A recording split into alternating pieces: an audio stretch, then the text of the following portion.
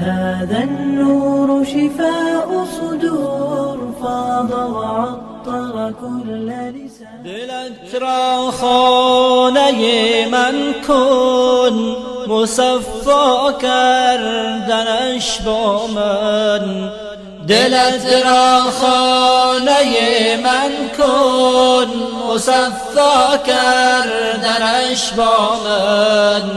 به من درد دل افشا کن، مداوا کردنش با من. به افشان قطره اشک که من هستم خریدارش.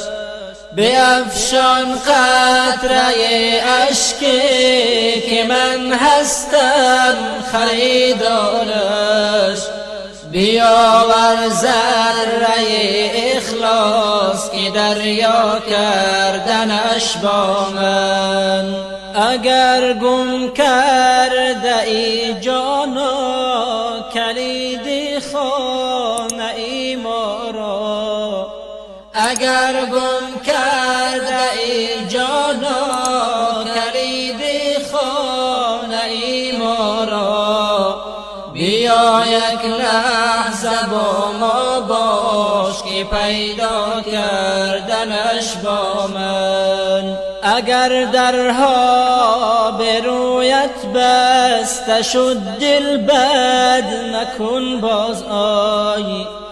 اگر درها به رویت بسته شد دل بد نکن باز آی.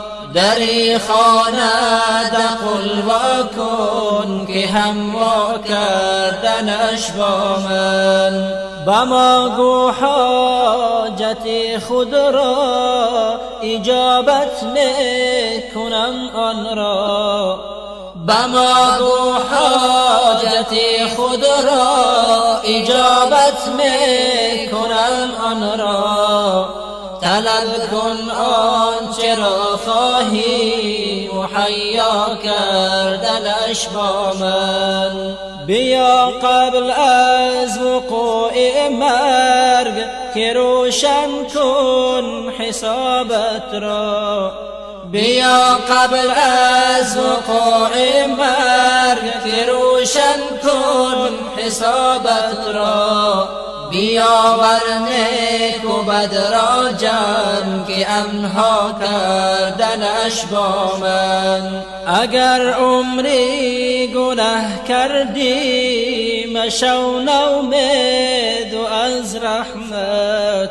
اگر عمری گناه کردی مشو نومید و از رحمت. تو توبه نامه را بنویس که امضا کردنش با من. اگر عمری گناه کردی مشو نومید و از رحمت.